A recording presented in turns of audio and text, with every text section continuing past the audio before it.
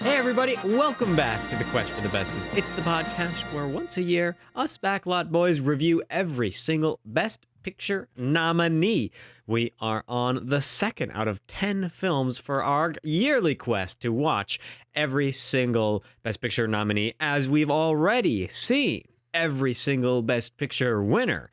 And we've got to prepare ourselves for the eventual addition of one more film to that list. Quest for the Bestest, show all about watching, reviewing movies. Today, we are talking about The Holdovers, directed by Alexander Payne, starring Paul Giamatti and, Dominic Sessa and Da'vine Joy Randolph. Mm-hmm. Had my IMDb window improperly placed there to read her full name. Rookie mistake. Yes. It's okay. You'll get it after another 100 reviews. Yeah.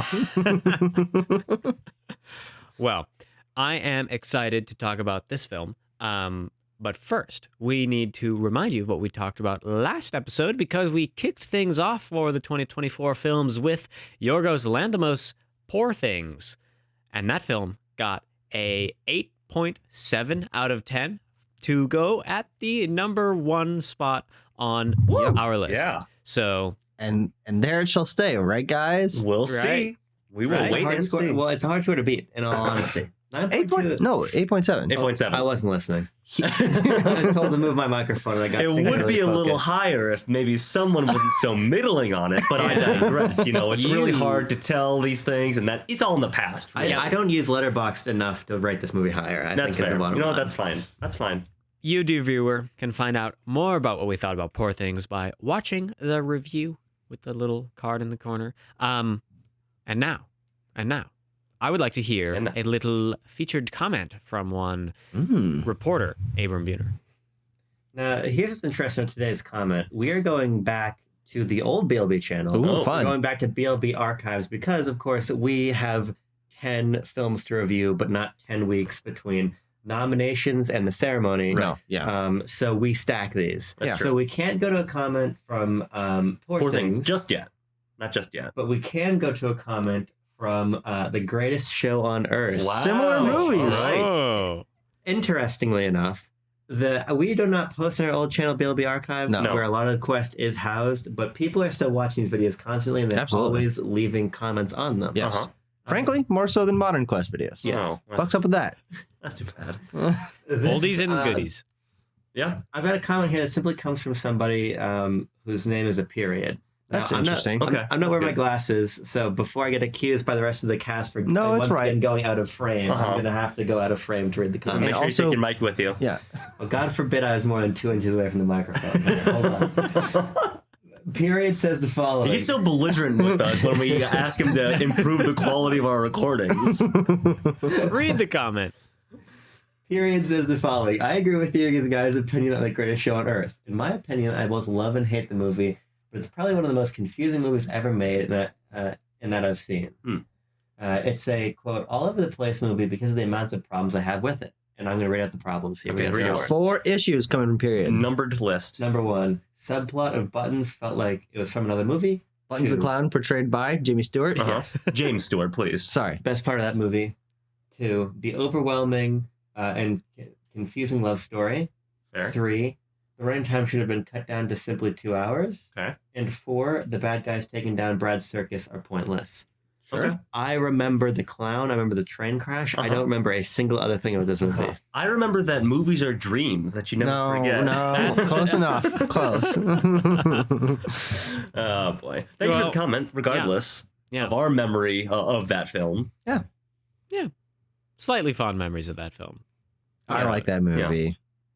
Okay, The Holdovers. Who wants to Yeah. give us a little plot recap, a little synopsis of what this here film is about? Tanner's holding his breath. It He's- seems like he's holding in maybe a I got you, Timo. recap. I got you covered here. Gentlemen, I want you to cast your minds back to the year 1970. Yeah, easy for me. A far-off fantasy land Yeah. called Massachusetts. There lives a man named Paul Hunnam, an old man, an old teacher of classic what is Ancient civilizations. Ancient civilizations. Thank you.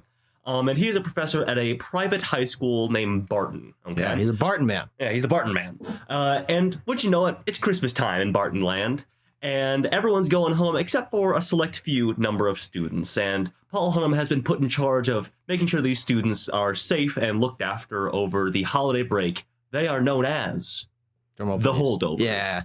Also, there is a cook named Mary who recently lost her son in Vietnam. And through some extenuating circumstances, only Paul, Mary, and one singular student named Angus Tully are left at Barton. I always want to say Barton University, but it's not a university. No. At Barton over the holiday season. And as it would happen, you know, it's a feel-good movie. It's a holiday film. They come to know each other quite closely. They grow, they bond, they learn things about each other, that they are all complex and emotionally rich human beings. And they are forever changed for it, I would say. Just to kind of put a loose kind of bow on the Holdovers plot. Mm-hmm. We'll tighten that bow over the course of this review. Of course. Well done, Tanner. Well done. Accurate. Yes. Who would like to now give their synopsis on their opinion of this? Timo. Me? You want me to? You would like to go first. You're the only one. You saw this for the first time. That's right. You. Mm-hmm. We, the three of us, saw it together in theaters. Yeah. I don't know. I'm not like superly impressed by this film. I'm kind of middling on it. I feel like it's nice. It's nostalgic. It's got some heartwarming moments to it, but I didn't really think it was all that deep, and it didn't really like grab me very much. It didn't like stick with me while I was watching. The film didn't really, especially kind of towards the end, I felt myself trailing off and not really being super interested in watching the film. And so while I think it's got some nice shots and the sentiment is good, I don't know. There's like not a whole lot for me to chew on with this one, honestly. Sure. Despite liking how it looks and it having a nice enough story, it just didn't go anywhere. Yeah. Yeah. I mean, I can go next because, Go for it, Timo, that was largely how I felt watching Holdovers for the first time. I thought it was very sweet, and I still think it's very sweet.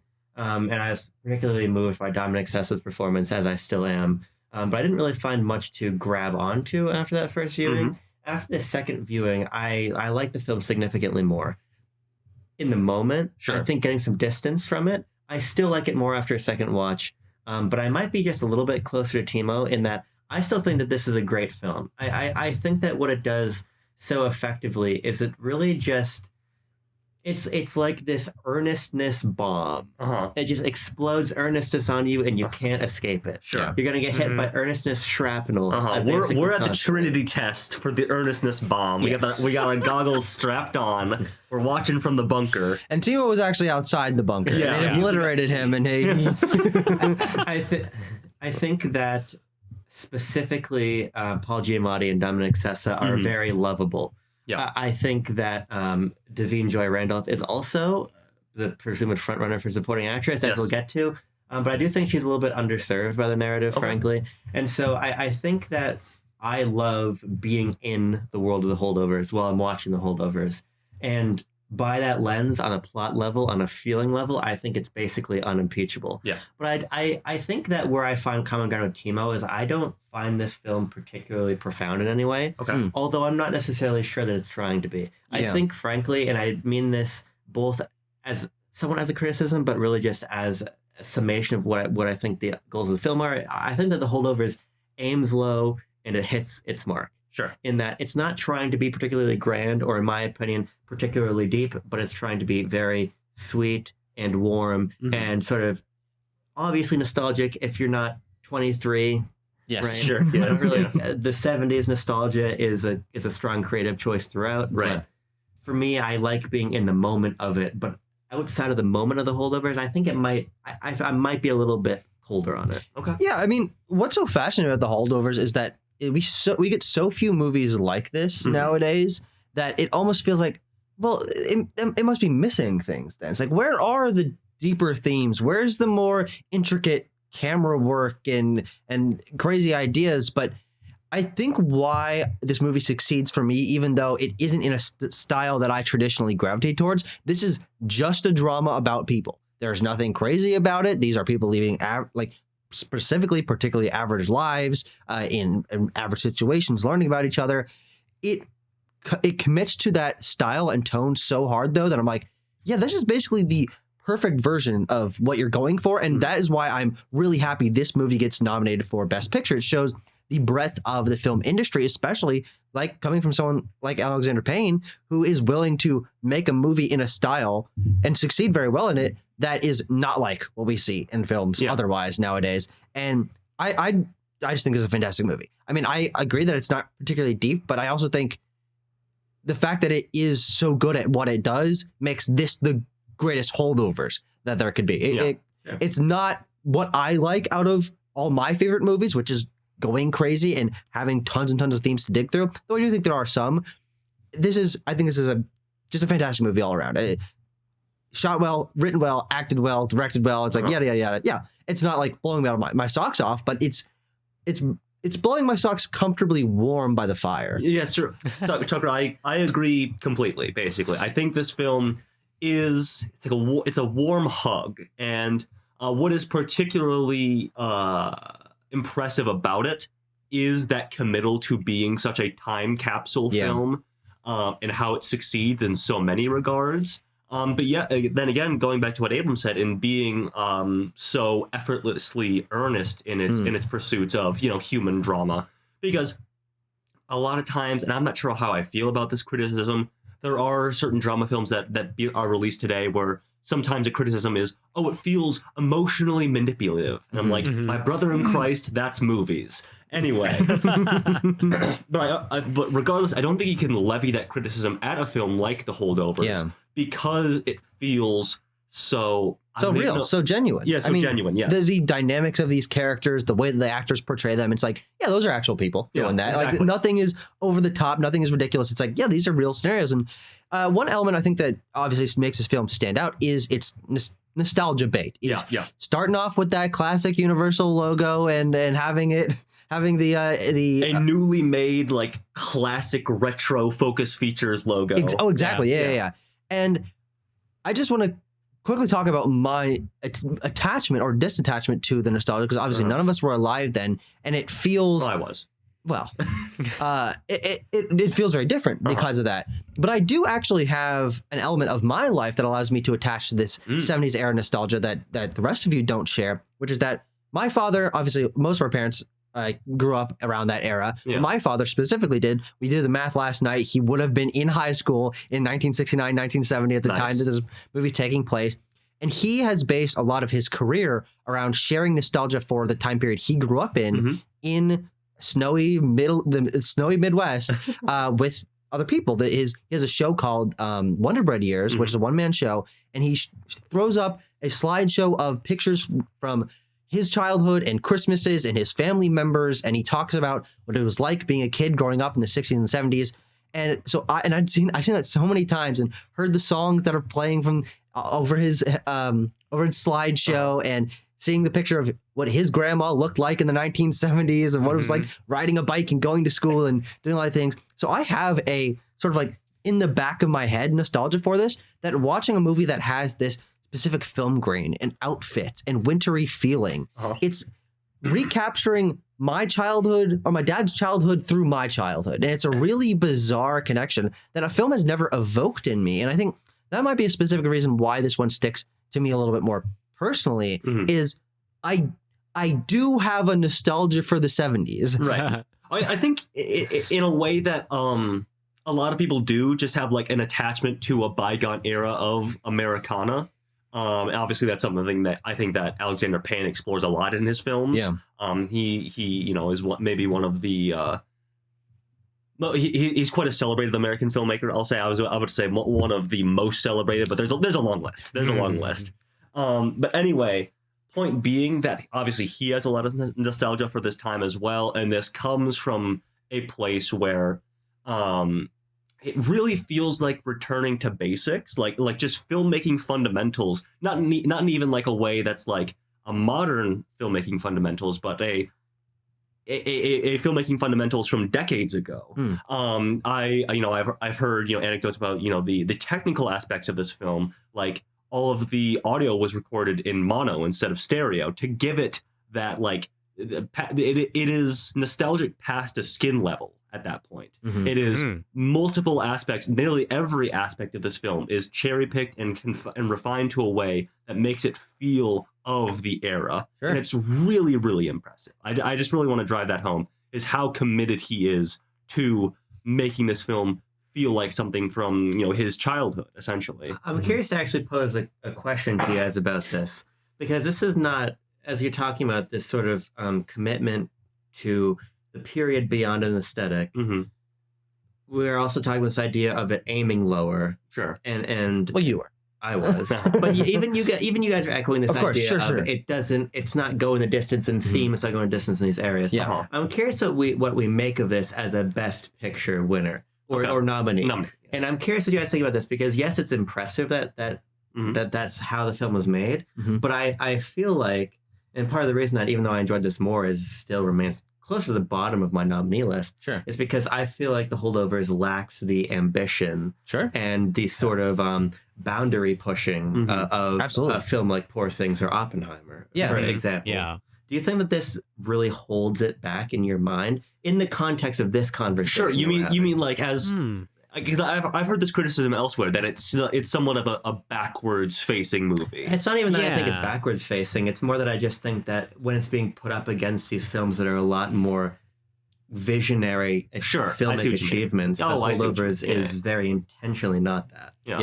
I mean, Yeah. I would still contend. Sorry, I'll just say quickly. I would still contend that it is an achievement from what I just said. The deep and personal committal to its, if you want to call it a bit or a Gimmick. a gimmick essentially. Yeah. I don't feel that way. I feel it is genuinely ingrained in the fundamentals of the film.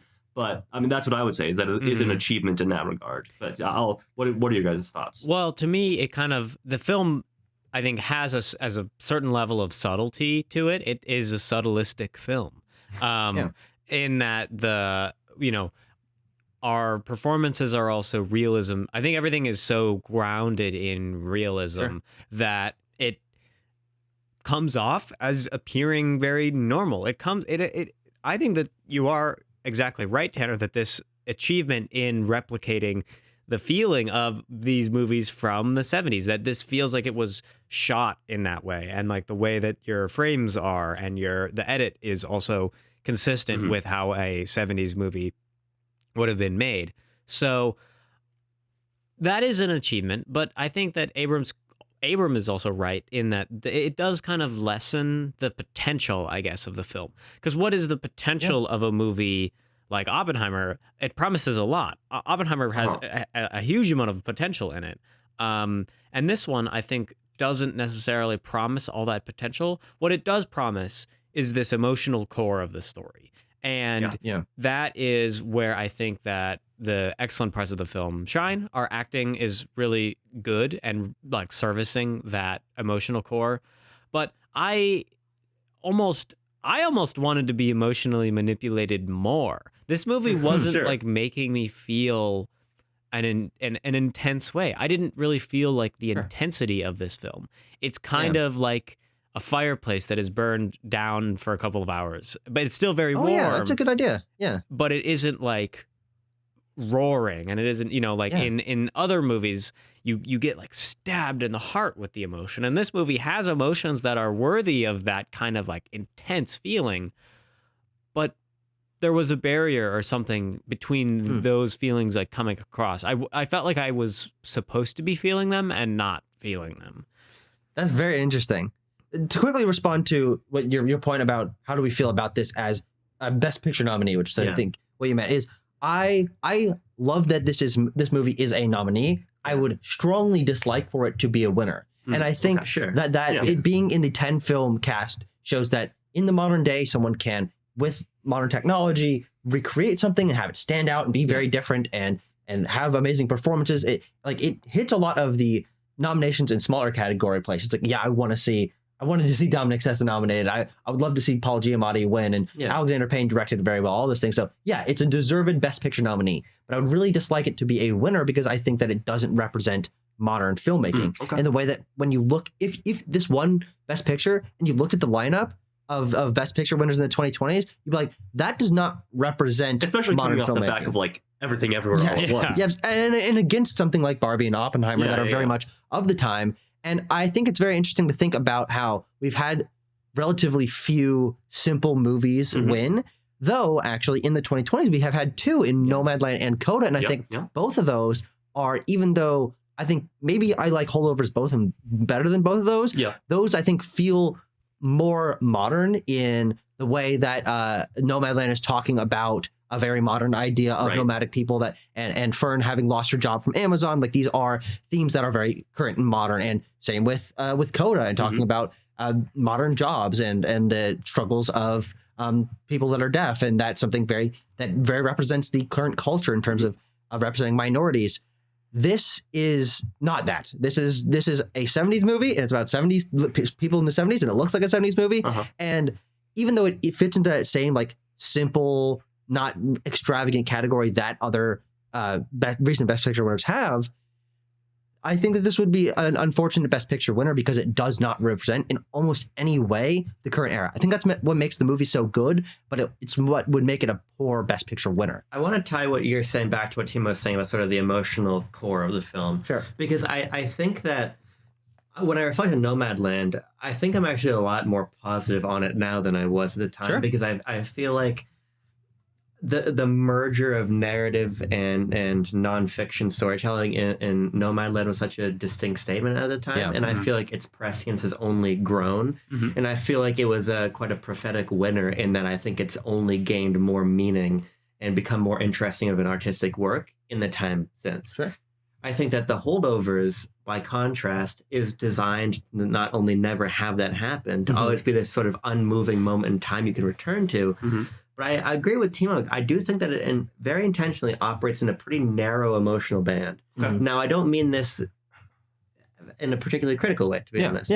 But if we think about, probably, in my opinion, the lowest point of the film, which I think is quite... In terms of enjoyment, in terms of emotion. Okay, gotcha. The lowest moment of mood, which I think is a brilliant moment, is probably when Angus's dad says, "I think they're putting something in my food." When we see Angus's face, I think it's very emblematic of how the movie was directed, in that Dominic Sessa, you can see the pain on his face, but we don't really go to the depths of probably the emotional heartbreak of that moment, as Timo, you might have been suggesting in the movie, that pulled the emotional lever a little bit further. He never talks about it. He never cries. We actually just hard cut to him being sad in a car. He doesn't get an Oscar moment where there's tears pouring from his eyes, and maybe those hacks at the Academy would have given him an Oscar nomination if they did do that. I also do believe, I'm not a fucking Oscars inside baseballer, so I know that it was never that. I don't know why it wasn't that likely, but I think Dominic Sessa, in my opinion, is maybe one of my favorite performances of the year. I think that's very deserved. Exceptional. But even on the, if we were looking at like what are the highest points of jubilation, we have some great ones. We have the let's go set the firecracker off in the kitchen. We have a lot of them, but again, the firecracker is thrown off screen or various things. I agree that it sort of keeps you on, like you go to the doctor and like, how much does it hurt? 1 to 10. Okay. I think that this movie keeps you between like a 4 and an 8. And I think that's interesting. And I think it's part of what gives this, and I mean this actually in a positive way, like a sleepy quality. I think that this is a very relaxing film. Despite the seriousness ultimately of its core subject matter, which I think is both to its favor and against it. And that's why I think I fall very strongly on the film in some respects and quite middling in others.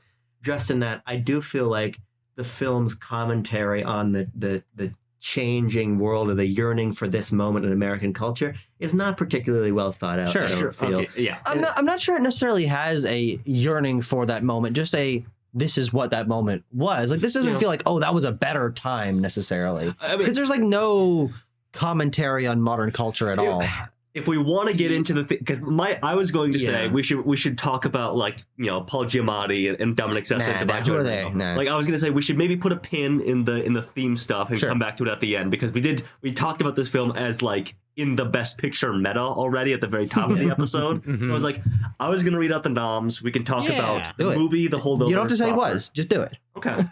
Well, you know what? This film, if you can't believe it, nominated for Best Picture. Congratulations, everyone. Also nominated were Paul Giamatti for Best Performance by an Actor in a Leading Role, Da'vine Joy Randolph by Best Performance by an Actress in a Supporting Role, Best Original Screenplay, not written by Alexander Payne, notably, written by David Hemmingson, and also nominated in Best Film Editing. Yeah. 5 Oscar noms. Solid little crop. Yeah. Yep. Nothing extravagant, just nice and comfy, like the Holdovers. And I would say that those nominees are where the film shines. Those Yeah. are the best parts of the movie. Is the Which one you want to pick in on? Well, I think I'll go in on Da'vine Joy Randolph. I think she Okay, that's is quite excellent. You said it earlier, Tanner, that she is at the front runner for the actual award for Best Yes. Supporting Actress. And I think that I'm sprinkling in a little theme here, but some of the themes of class and heartbreak and grief are really, I think her representation of that is my favorite. To see what she is going through and how the loss of her son, not just because he's gone, but also the circumstances of his death, being a Vietnam War veteran, having died in the war, that and then that being very much at odds with what the school is about, that Barton boys don't go to Vietnam, that Barton boys go to Princeton. And so I actually quite liked that angle that the film Except for is going. Koontz. Koontz won't go to Princeton. Yeah. His old man's gonna flip out. So I think that she's got this the whole film is steeped in melancholy, and the performances are all steeped in a very melancholic way, but she kind of has that just keep moving forwards kind of way that the other characters don't really. And I think that comes across in her performance and in kind of, the subtle mannerisms of her characters. I was really, I think that movies like this really show off the power of acting, because it's so naturalistic that I just kind of don't even notice that they're acting. And we don't really know what all is going through their head and what preparation what kind of ways that these actors have gotten into being being the performers and being these new characters. Yeah. Especially when you have, actual literal newcomer Dominic Sessa here. Basically a newcomer, Da'vine Joy Randolph, and then storied character actor Paul Giamatti, who isn't known for any one role in particular. He's not Tom Cruise or Robert Downey Jr. Giamatti isn't really. Even. I think he's kind of being an anti-character in this. Not really in that he has a very strong character.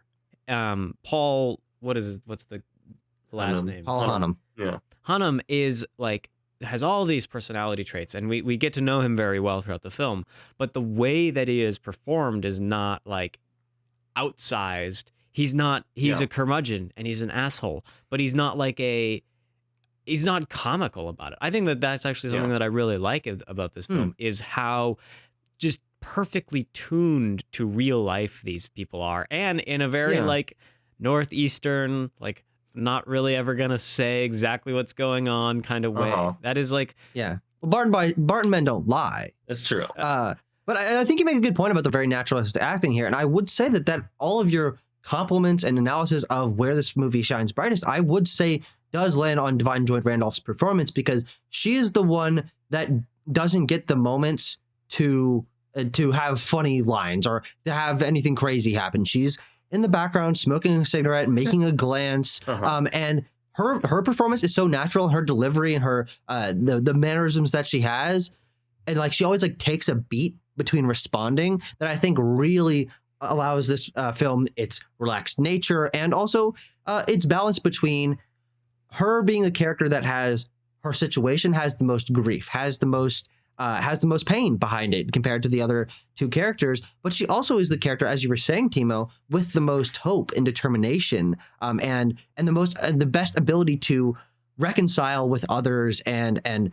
make apologies and try to get someone else to make apologies. And so I think she's just the kind of core of all of this. She's certainly the third performance in terms of screen time and dialogue, but in terms of where I think the themes of the movie and the tone of it settle, I think it's all back down on her, because she both has this sad edge to her that all the characters have, and I think is one of the cores of this movie, but she also has that hope that contributes this movie to being a warm hug. I mean, she's a motherly figure. She's literally a mother, and she's always taking care of everyone. It really is her performance and character that I think is why the Holdovers gives you the feeling it does. Right. She's the necessary foil to the sort of butting heads of Angus and Paul. Yeah. Mhm. And you know, she sort of has this attitude of, would you guys stop fucking bickering all the time and just settle down and watch TV with me? Because you know, I think they all, Tucker, you noted this last night, they all have a very interesting dynamic with each other. You know, she is especially sort of not like nurturing towards Angus, but like motherly in a way that she's like trying to prepare him for the real world. She's understanding. Yeah, she's very understanding of his situation and sort of like reprimands Paul a number of times when he's too harsh on him. Mm-hmm. I think especially to the moment where they are driving up to Boston. They're shipping up to Boston, as the Dropkick Murphys would say. I know that's a reference, but I don't know what's a reference to. That's okay. Don't worry about it. Don't worry about it. And she's going to what is it, her sister's house? Yeah. Mhm. And she has Angus like carry her bags all the way up, and then he comes back down. He's like, no. She's like, no, you need to walk me up the stairs. I'm not gonna. Yeah. I'm a lady. You're gonna walk me up the stairs. It is this like very matter of fact, but very like, I'm teaching you how to be polite, what things to do in the world. You know, how to be a nice guy, how to be a positive influence and stuff like that. Man. A chivalrous But she man, also sees the a good in Martin him man. that's already there that Yeah. no one else sees. I Right. mean, the headmaster and Paul and his parents and all his classmates see him as just a terrible, annoying kind of Yeah. fuck around guy. like but, what all the other teenage boy characters are, Yeah, essentially. Yeah. but she sees the softer edge of Yep, him yep. and knows that he can do better, and Yep. she's the one that sort of pulls it out of him. What are some scenes you think where that happens? Because I think one of my because I think Da'vine Joy Randolph is fantastic, but I just don't. I feel like I wish we had more time with her, Sure. Okay. particularly to interact with Angus, because there's not, in my opinion, there's just not that many scenes really where they get a moment No, together. that's true. That's They true. get a lot of words edgewise, but I think that part of what makes the dynamic between Paul and Angus so good is we get so many moments that are not essential. Mhm. I feel like Mary is in the film largely when it's essential for her to be there. Right. And we get some moments that aren't that. I love when they try to make the Cherries Jubilee Right. on the hood of the car, or we're often going back to her watching TV. Mhm. And I just wish that we had spent a little bit more time with her and Paul. Literally. Angus. Angus. Oh, sorry, yeah. Sorry, because we do get great moments with her and Paul. Yeah. Right. I think that their exchanges are really nice because it's established quite early on that Mary is able to just get past Paul's sort Yeah. of veneer of confidence or Of whatever. curmudgeoniness. Yeah. And so I He's think got that curmudgeon riz. Yeah, it's true. I think that she is probably the most interesting character in the movie, Okay. but I think she's just one that I wish had more time. Yeah. I would tend to agree. No, I would agree I with would that. Yeah, tend to agree absolutely. as well. But I think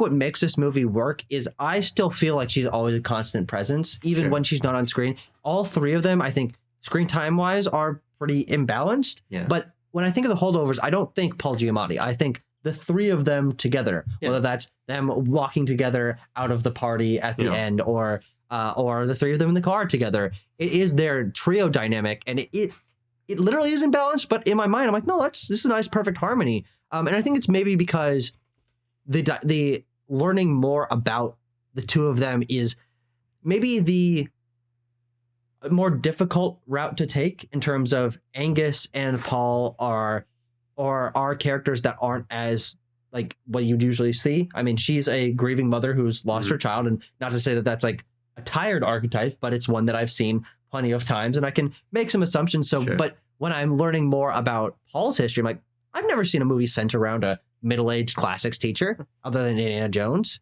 But I'd love to see Paul Hunnam fucking going into the jungles and the deserts and punching Nazis. Ooh boy, I'd love to see that.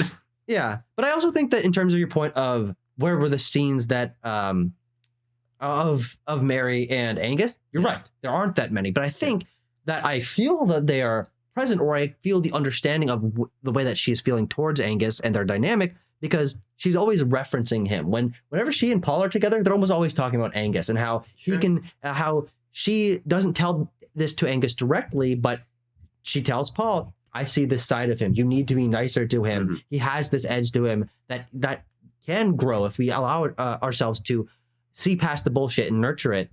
So through every interaction that she has, whether that's giving him a plate of food or having him help her up the stairs, I read into her character that this is where this is coming from. Sure. Mhm. And I know that it's omnipresent because I feel like I understand that character so well, primarily through the dialogue, the way that she's performing it, her cadence. Like I just sink into that character. And I'm like, okay, even when she's not on screen, even though she's not on screen for a lot of it, I know what Mary's up to. I know how she's feeling about all this. I mean, I joked about the Paul Hunnam Indiana Jones thing, but it gets back to something I think is a fantastic strength of this film and the cast in particular, is that they all feel so fully realized.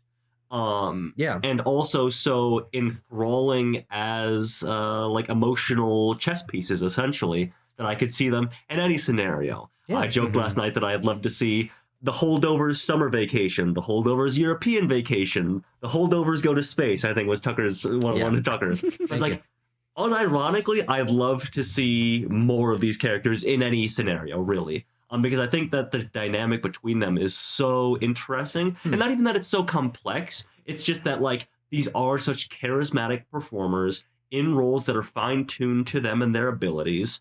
And ultimately, what the character themes are and what it's exploring is that, like, people are complex creatures that have, you know, more to them than you would initially get, you know, just in day-to-day interactions. And you have to get past certain layers of, you know, built up guards and stuff like that to get to the point where you truly know them and can empathize with them and see what you truly have in common at the core of their, you know, emotional stress and issues and things like that. But at the same time, The Holdovers does that beautifully. I will say that the film also acknowledges the fact that people don't actually change all that quickly, and that the things that there are numbers of issues that the characters have that is pretty much unresolved at the end of the movie. And normally in film criticism, I'd be like, that's bunk. You can't have that. You got to resolve your issues. But here, it makes sense because I'm just thinking kind of the romantic subplot with Paul, and there's another woman. There's some women maybe in his life. He's got something going on with. He's got that Paul Miss Crane. Yeah. Yes, Miss Crane. Lydia.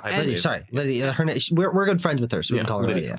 Yeah. Well, that is there's that tragic moment where she gets up and kisses her husband or whatever at the party.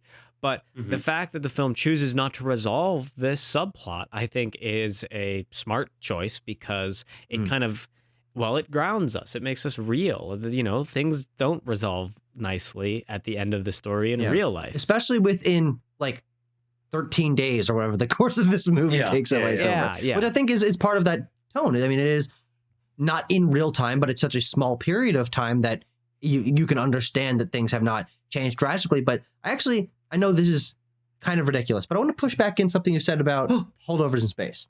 Oh no. I don't think I would like to see more of these characters. Okay. Not because I don't love these performances or think that they could be written, but because I feel like by the end of the Holdovers, what makes the Holdovers so interesting has been resolved. These characters like each other now. They understand each other better. And so if there were to be a two overs and they were to come back together, okay, maybe you can create some tension of what is Paul up to? What is Mary up to? What is Angus up to? But what I think makes this movie so compelling and why I think I love its screenplays particularly so much is because it hits all the arc beats of barely knowing anyone, fighting with them, getting to know them, struggling with the fact that now you know something about them and you don't know how to feel about that, and then arcing, I don't know what to say, going down at the end. Crescendoing. Sure, maybe I was going for crescendo. No. Concluding, actually, that's what concluding at the end with you do understand someone better, and you are able to appreciate them on a closer human level, and those are certainly the themes that I want to get into, but it's that variety and watching the seeds be planted of, I learned this about the other person, and now I will talk to them a little bit differently the next time that comes around. Paul Hunnam will remember this. Yes. But Tucker, I totally agree. Yeah. And of course, I'm joking about like the National Lampooning of the Holdover stuff. But like I think that what I meant was like in the midst of their chemistry and their dynamic. What I want is a Holdovers reboot with the same cast and same writers and everything, but so they forget everything. Yeah. But now they're on the beach in Venice or something. They all get hit on the head by a coconut. Yeah. And they all forget and they have to do the character arc again. No. What I was going to take that, however, and this is a beautiful segue that I'm about to craft. Coconuts too. Coconuts to something that you said about getting to know someone better. Sure. Essentially, Yes. and it always just like rings true to me, and it's such a simple thing, but it's just like it's storytelling can be beautiful and simple. Is when Kuntz gets back and he's all sunburned and everything from the snow from skiing, and he's there standing next to Angus as they look at Paul packing up his stuff in the U-Haul or whatever. And like Kuntz is still doing like fucking Mr. Hunnam. I bet he was stealing turds in the bathroom or whatever he says. And then like just the difference in presentation and the facial acting of those two actors in the moment is like it speaks a world of difference between the understanding they have of this human being, of Paul Hunnam. Changing over the course of the movie. Exactly. Yeah. And it's like, God, that's such a brilliant moment where because you remember like Angus was this fucking same shit-heeled kid 2 hours ago in my life anyway. And like he has changed so much and I've come to love him and understand him. And Angus and Paul have come to understand each other so deeply. You're like, God, it's a brilliant piece of character work in that moment. And then they have the final conversation, very reminiscent of Good Will Hunting, I would say, is the final moment, and then the drive off. But yeah, I think it harkens back to stuff like that. Or my girlfriend noted it reminds her of Dead Poets Society, a film I haven't seen. But just these New England set films, funny enough, that are about male relationships. And coming to understand each other that end and that feel so warm and comforting. Yeah, I agree. Okay, right on. I mean, I think that it's just simple, and simple's not bad, but simple doesn't wow me. I think it's ultimately where I come down on it, because like the message of the Holdovers is you got to get to know people ultimately, and that's fine and it works. But when we have sort of the ham-fisted, you're taking Zoloft or whatever it was in 1970. Liprium. I'm taking Liprium. You're not so different, you and I. I just think maybe I shouldn't have said that to you. What happened? Damn it! It comes down and bite you in the ass. I think that it just doesn't leave me with much, and I think that this is a disparity for me, the Holdovers, because I agree with you guys completely. Again, in the moment, I think that the dynamic works because it's so wittily written, and we're constantly being put into scenarios where we get to see the characters play off of each other, but also lean into themselves. So the bowling alley sequence is a great example. Or an even better one, maybe, is when Paul gets propositioned by the prostitute on the street. For a little candy cane. And we got the whole curl your toes bit. Yeah. Oh, I was quite the ladies' man. Details would curl your toes. I think that's really fun to watch, and why my opinion of the Holdovers has risen, but also why I don't hold this film in the same regard as some of the other films we're watching for this series, because again, the subtext of that is, man, this guy who was our ancient civilizations teacher, he had a life before he was old. And it's like, yeah, I figured. and again, there's nothing wrong, in my opinion, with shooting for that as the goal, particularly in a time when probably everybody could serve to be a little bit more empathetic to each other in the real world. Yeah.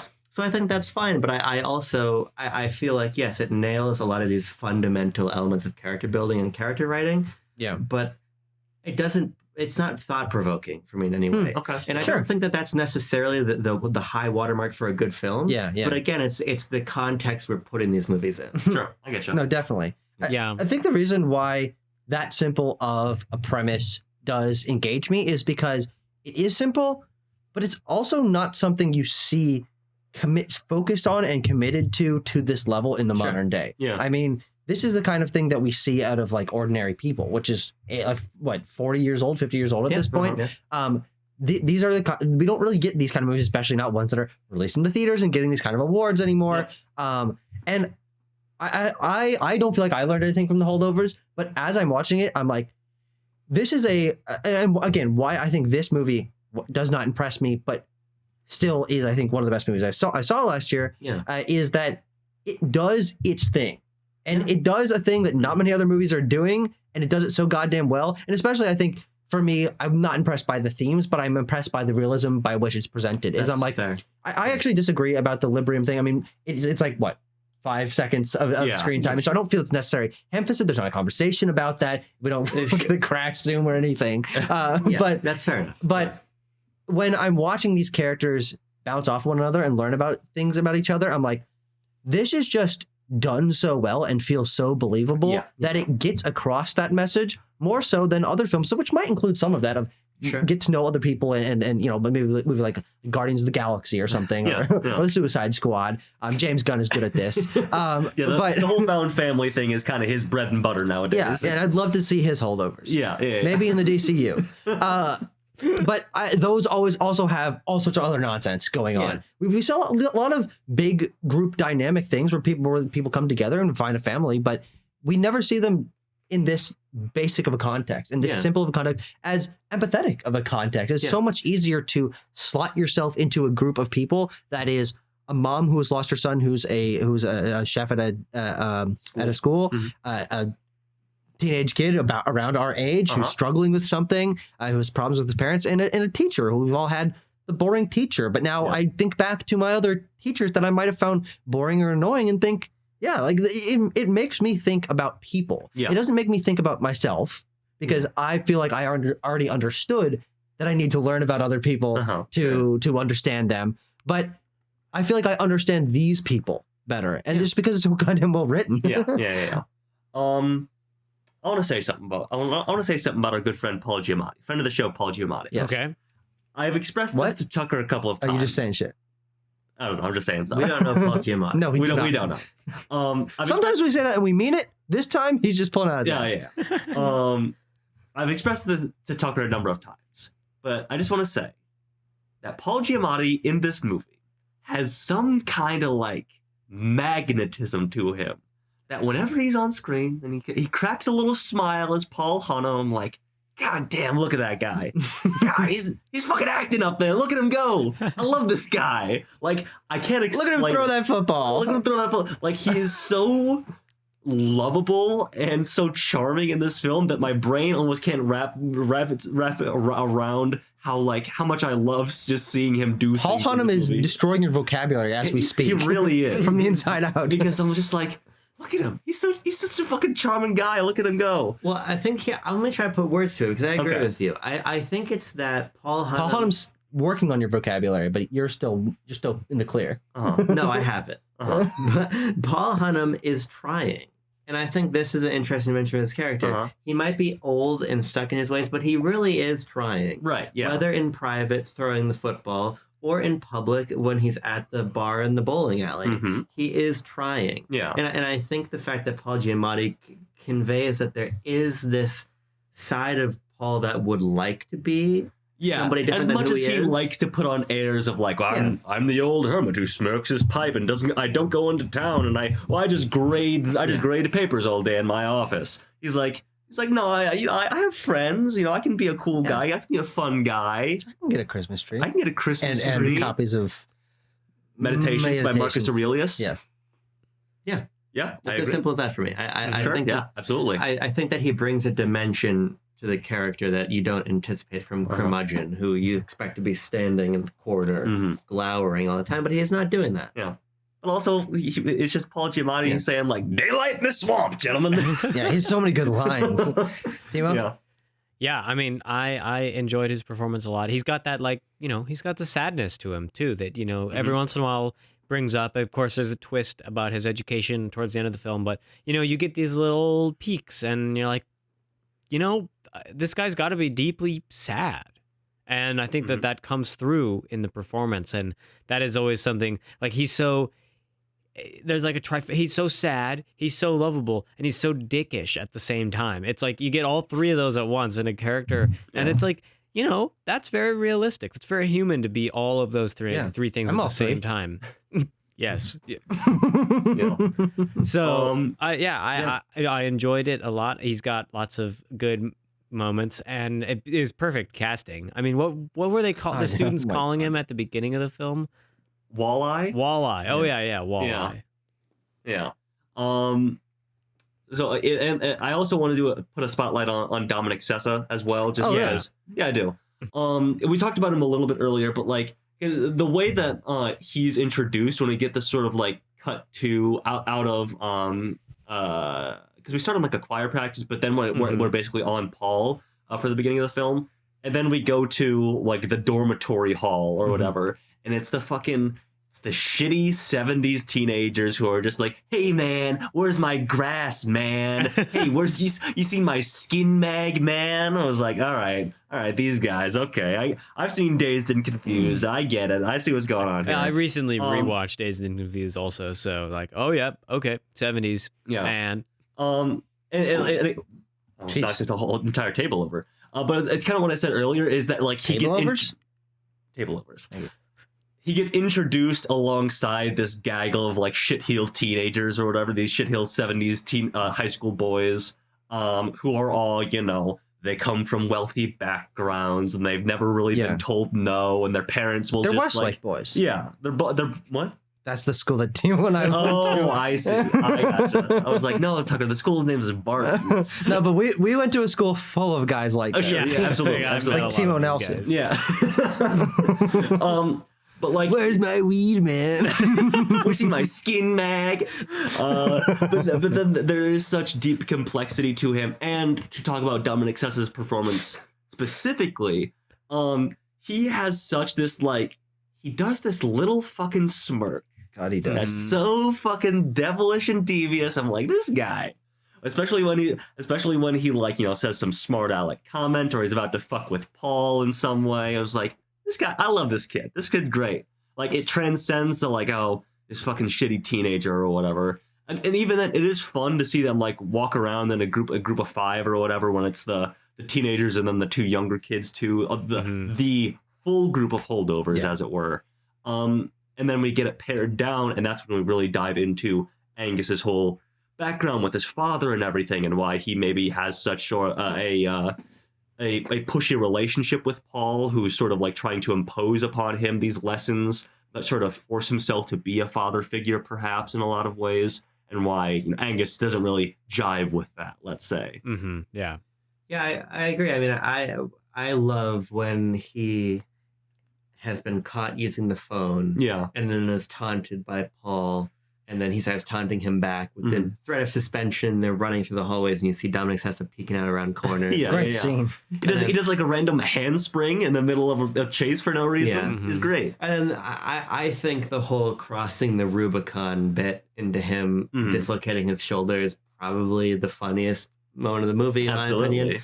Although there are a lot of funniest moments. In the movie, then it's followed up by... of course you meant it metaphorically. What are you gonna do? Really go wash your hands? It's really good. Yeah. He is really, really, really good. He is. And also, you're a loser if you think he's less cool because he likes American Sniper. He's like 17. Yeah. Calm down. Notably, of course, Calm down Dominic Sessa's first role. He was scouted for this movie because he was a student at one of the, I think, like 4 or 5 schools, like New England schools they were filming at. They scouted him, and this is his first movie. This is his first time ever acting in anything. Wow. He really comes across as with that very like authentic teenage boy look. He's kind of got like the way like moves his neck and the way he's like kind of lanky and walking around. He's really got the like complete mannerisms of a rapscallion. Yeah, absolutely. One of my favorite scenes with him is right after the whole breaking his arm thing, when he turns on the lie about when Tully Riz. Yeah, when he's talking to Tully, when he's putting the Tully Riz on that nurse, and he's like, I don't get to see my dad a whole lot. My mom's never gonna let me see him again if she finds out that I dislocated my shoulder ice skating with him. Like. And of course, we come to learn later that that's coming from a genuine place, which is why I felt this film was quite rewarding on a rewatch as well. Is you see where those character moments are coming from. Like he is truly channeling this thing of like, I can't see my dad. Please just let me spend time with him. He's channeling that from a very real place, a real character place. That is. Mm-hmm. I think they also do a really nice job just on a script level of doling out information about Angus's life. Yeah. I think that's done extremely well to where when we crescendo and have the most honest moment between Paul and Angus when they're at dinner, Such and a it's good moment. you're your own man moment, Yeah. and Angus very openly is like, I'm trying, Mhm. right, but I'm afraid that I'm going to be my father, Right. and I think that because we get the building blocks in the order we do, and we sort of see Angus's walls come down at the same time Paul does, Mhm. it feels very genuine Totally. by the end, because it's not necessarily that we know Angus in a way that Paul doesn't. Right. It's that we are in the position of Paul when it comes to Angus, I think, for the most part. Even though we do get really great moments that I think temper the more devious side of Angus, like when the kid, June. thank you, Yeah. has just pissed himself, and they have that right. moment at night together when Angus is helping him. I think he's a really well told character, and obviously an extremely well acted one. I always thought a notable moment in that interaction is when Eugene says that I don't have any friends. And instead of saying, well, that's okay, I'll be your friend, Angus says, friends are overrated. Yeah. Like, And it's you're not, like, dog, I agree with that. yeah, well, no, it's that like, I'm like, oh, like it's notable that Angus didn't say, I'll be your friend. He's like, nah, just be a loner. Just be like me. Be a loner. Yeah. It's fine. Well, I think that also speaks to the characterization of Angus Tully, Yeah. who is a person that has moved so many times Yep. and has built up so many walls that he's preventing himself from even making that genuine connection with someone who he's helping and who he Yeah. clearly cares on a certain level about. Is helping a kid who's in a awkward position, and he knows that feeling, but he doesn't want to say, I'll be your friend, because suddenly then there's the pressure of I have to be his friend. of consoling him in other situations, yeah. and then what happens if I leave, and all that kind of stuff. You can see that abrasive and pushy personality coming through, even in maybe his softest moment, maybe his most caring moment. Yeah. Can we take it macro again for a second? Okay. Are we taking the pin out of themes? Yeah. Okay, we're taking the pin out. Here we go. Okay. I feel like we've gone over a lot of it, Okay. but I want to talk a little bit more about the 70s as the period this Okay, film is sure, set sure. in. Because in my opinion, the setting and the aesthetics of the film have to mean something more than I grew up in that time, Yeah. and I want to return to it, and I'm able to authentically replicate the filmmaking technique of the era. And I think that the film does try, because there's an exchange when Paul is just basically ranting to Miss Crane at the Christmas party, talking about how, kids today are just lost, and society is falling apart, and it's like trust is something you buy at the dollar store. Yeah, he is sort of displaying this cultural ennui with the state of America. Yeah. That you might hear at the Thanksgiving table nowadays. He's hitting the boomer platitude trifecta. He really is, to yes. Miss Crane. Uh-huh. And then Miss Crane says, well, if that's all true, these boys need you now more than ever. Right. And so, in my opinion, if you can believe it, that exchange is not about the state of things in 1970. Well, Abram, I think it might be that it's about both. Sure. And this is where I start to wonder if this film is just sort of treading in generalizations about, man, we got to return to the values of this time. Right. Because ultimately, what is the point of that scene? What are we as young men lost in the world supposed to get from the Holdovers? Or if you're an Academy voting member, what did this affirm to you about culture that the kids today need? What it affirms to me is that I should read Meditations by Marcus Aurelius. Well, I think it's interesting because I didn't necessarily read that scene or hear that scene in the like a abrasively nostalgic way that you might like. Oh, was the better time. I don't think it's abrasive. I just think that it's like prescriptive. Like these boys are lost and they need something. Sure, like I see that, but I don't necessarily see that as we need to return to those values, and I will tell you why. Sure. Believe it or not, is because instead of just keeping a secret, that'd be not great for the review. But is because in that moment and in almost every moment that Paul Hunnam shares his values, that maybe would, as he's the main character, might be the ones that you would gravitate towards. He is the butt of the joke. The way that he is so strict with, we got to return to these values, and tradition has been our fucking middle name since 1979 or whatever. Even his obsession with like, well, the Romans swam in the frozen Tiber or whatever. It's done for comedic value. And so when he does that scene, I agree that there is that commentary that you can apply to the modern day of how how this generation there's a division, and how maybe if we came together and understood each other a little bit better. Yeah. I see that as more of an evergreen thing than just obviously just making commentary on the 70s or just making commentary on the modern day. I think it's such a general claim, and again applies to the maybe this movie not going super deep in terms of either critiquing the 70s or the current day. Because he's the butt of the joke, I never feel like the movie's telling me, oh, the 70s were better. It was, this is what these people felt in this time. And even then, you can see the parallels, because that scene of him being like, wow, things are messed up nowadays. We're sitting there, and I guarantee that Alexander Payne and the guy who wrote this meant it this way, is when you hear that, like, damn, I heard that at the dinner table, and nothing has changed. And so it's not so much that this was correct then and it's correct now, but it was better then, actually. It's more of like this, and actually I think we can tie this to another scene of this is just how each generation feels about the forthcoming generation and the past generation. Of the way that things were for me were so great, and look at how weird and bad things are nowadays. And then we get the scene in the museum where it's like, well, you know, if you just every generation thinks they're the one that invented sexuality and debauchery, but that's not true. And things do stay the same. And so I think it's more of a hopeful note on these themes of things don't change, but that there's still one thing that's also constant is that people do try, and that people do try to get to know one another and help the next generation. And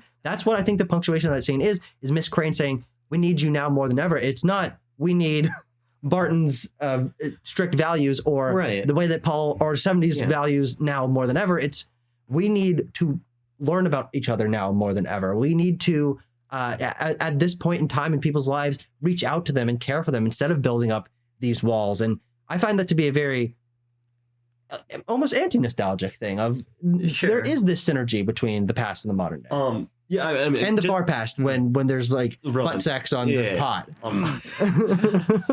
Just a few moments later in that scene, I mean, Paul Hunnam literally says, if you want to understand yourself or the world, you have to understand the past. And I think that's kind of like maybe the thematic statement of the whole film as a nostalgic time capsule sort of thing, in what it's saying about human connections and how maybe things haven't changed so much, and what we can learn from the human connections in this film, that yes, you do have to break down some walls, and you have things in common with people that are generations removed from you and from completely different backgrounds, and whether you think that they're an old fuddy-duddy who is stuck in his ways, or a snot-nosed kid who hasn't been challenged any day in his life, or whatever. There are things you can learn from each other. And from a filmic standpoint, I think perhaps Alexander Payne is saying there are things that we can learn from the ways that people made films back in the 1970s. I'm returning to this format to perhaps as an exercise for myself to discover something, to learn something about, the much more grounded, gritty, physical, real feeling of the tactile feeling of films back then that we were praising so much about the Holdovers. It's very new Hollywood cinema. In that way. Yeah. I think you guys are all saying excellent stuff. My issue is that I just didn't have any of these thoughts while viewing the film. Totally fair. And I didn't the first time either. It took a second viewing for me on that one. I will admit that. So it just like, okay. Go watch again tonight. Yeah. Two times in one day. Why not? It's also just a insanely watchable movie. Oh, absolutely. Yeah.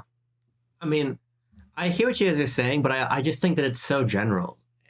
I'm reminded a lot of my feeling on Baz Luhrmann's The Great Gatsby, but in reverse. All right, here we go. In 2013, Baz Luhrmann retold The Great Gatsby, but you've got like the Jay-Z and Kanye West album Watch the Throne playing in certain sequences. Right. Mm-hmm. It's like the anti-Holdovers. Okay. The Great Gatsby and the Holdovers are the polar opposites of the same coin. Hey, I believe you. Yeah. I'll take your word for it, pal. And I just find that the observations in both are not particularly deep. because I don't disagree with what you're saying, Tanner. I think it's a totally solid analysis of what Alexander Payne is trying to accomplish. Yeah. But I just think that it does reduce generally down to we need to get to know each other better. Sure. And I don't think that that's bad. Okay. And I think that Well, let's stop criticizing it. No, I'm joking. I think that the Holdovers. I'm just joking. I think the Holdovers is a great movie, but I just find myself really perplexed that it is the movie that it has become. Okay. Because I agree with that. Because Yeah. there's also no. These are reviews to people can revisit anytime to get deeper in the Holdovers. But this is the film that has become the biggest contest to Oppenheimer for Best Picture. It's kind of shaping up to be somewhat of a spoiler at the Oscars this year. I think it's just because, as we've seen in years past, as Tucker mentioned, things like Coda, or even in a way, Everything Everywhere All at Once, but I think more akin to Coda, the Academy can have its heart appealed to in a way. It's like, no, it's not the most grandiose cinematic vision, but God damn, don't you love these characters? Don't they make you laugh and cry? And then that carries it all the way to the Best Picture. I don't think that's going to happen this year. It will not. It's not going to happen this year, mind you. Because But it's not interesting. winning anything. I mean, those other films had major wins under their belt. Like, this does not have a track record to win Best Picture. Well, supporting actress. And Paul Giamatti could come in there and That's true. It could, come in there and steal. It could even win screenplay, and that's a could tight win package director. right there. Oh, Coda popped out of nowhere. Coda did pop out of nowhere. But I think to do Oscars predictions here for just a brief moment. And then let's give it a score, Oppenheimer is so such a have that. colossal figure. And that the Holdovers wave is very interesting, but I don't think strong enough at the very moment. Yeah, and that's the thing for me, because ultimately, like I said, I think The Holdovers is a great movie, but I just find it very perplexing, because even Coda, which I was certainly the lowest on of all of us, and still am, my thoughts haven't changed on it that much, it is still, to your point from earlier, Tucker, a very important story. Yeah. And for behind the scenes, having the presence of ASL and the authenticity of that filmmaking was extremely new and extremely important. totally, yeah. I think that The Holdovers works as a very strong emotional punch, and there's a reason that I suggest this film to my parents to Absolutely. Yeah, 100%. And I walked to a theater and called my mom, like, you got to see this movie. I think that it is a very, very potent film for what it is, but I just think that I can't escape the for what it is.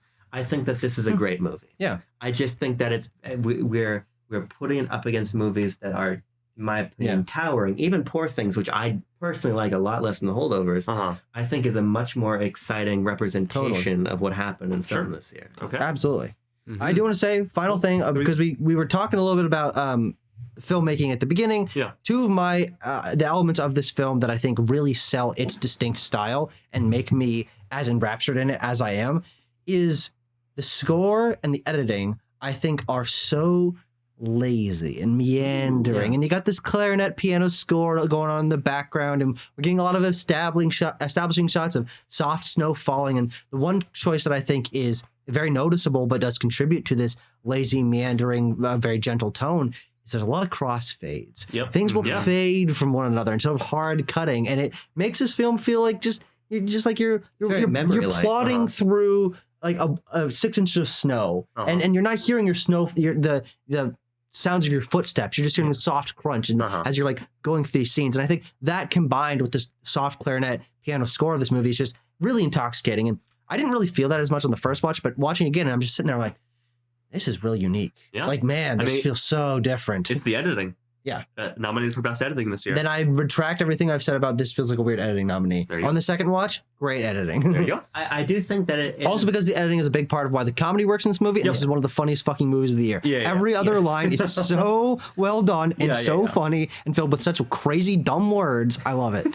And I want to hit that note one more time, because I have been the more cynical voice this whole time. Yeah. But it is extremely, extremely funny. And there is a reason that I do feel like this is going to deservedly become a holiday staple. Oh, totally. I think that it really is. I think that everybody can watch The Holdovers and love a dimension of it, if not every dimension of it. And I was laughing so hard for a sustained period of time on the second watch. The way that I didn't the first time. Right. I do think that this is one. I do think this will only get better with age, because it's unchanging. So all you can do is get deeper into it every time. Absolutely. Yeah. And it's also one that you just watch it with the family. I mean, Yeah, I absolutely. would love to go home and watch this with my family now, but I don't want to get a plane ticket. That's fair enough. Well, All right. 3, let's 2, do it, 1? folks. let's 3, 2, find 1. out. 3, 2, 1. 3 to 1. Okay, we have a score. It's actually very close to Poor Things. It's just 0.3 under it. So 8.4 is our average for the Holdovers. The point breakdown is starting at the bottom. I gave it a 7.6. Abram gave it an 8.1. Tanner gave it an 8.8, and Tucker gave it a 9.2. So spot number 2 out of 10 on our It's list. that Hanum Riz, baby. Uh-huh. Okay. Yeah, Very good stuff. yeah. Nice stuff. Next up, what are we watching? Next Enough with up, that old shit. On to the next one. Next up is perhaps a thematic 180. Perhaps the farthest away you can get from something that's very, feels very comforting and warm, like an embrace. We are doing Jonathan Glazer's The Zone of Interest. The last of the Best Picture nominees that I've yet to see, Yeah, because same here. A24 had a perplexing release plan for this film. It's just now recently being available in theaters within, like a 50-mile radius of Yeah, us. it's not 100 mile. wide. No. Yeah. I mean, see this one if you can, I'll say. If you live near a metropolitan area, you can probably see it now. Or a metropolitan adjacent area like Omaha, Nebraska. Exactly.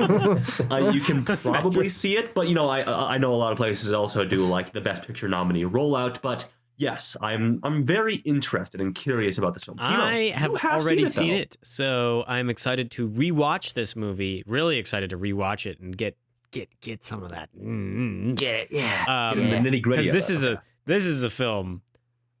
Oh boy, yeah. I'm just excited to talk about it. It's quite a Okay. movie. It's quite a film. Yeah. Yes.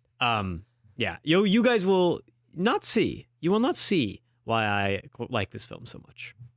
We'll hear why he. Yeah, likes sound it. design. Yeah. I thought that was a Nazi joke. I thought all the Nazis were in Argentina.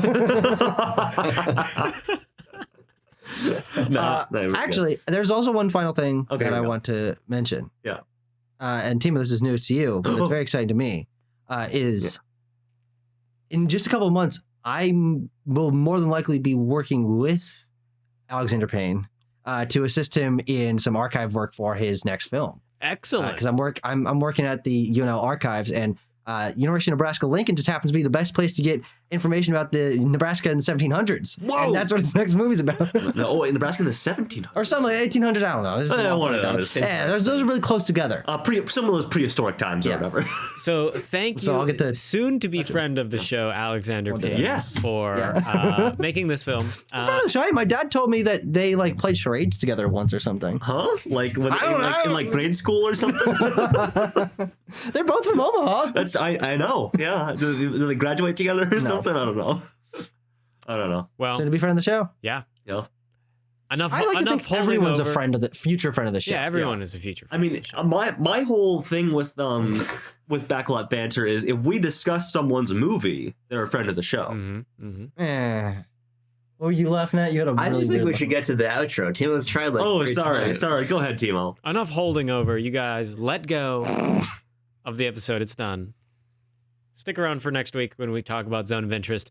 Until then, stay warm, keep cool. Peace. Don't leave the channel until the next video is uploaded. Stick around. Stick around. Do not close your tab.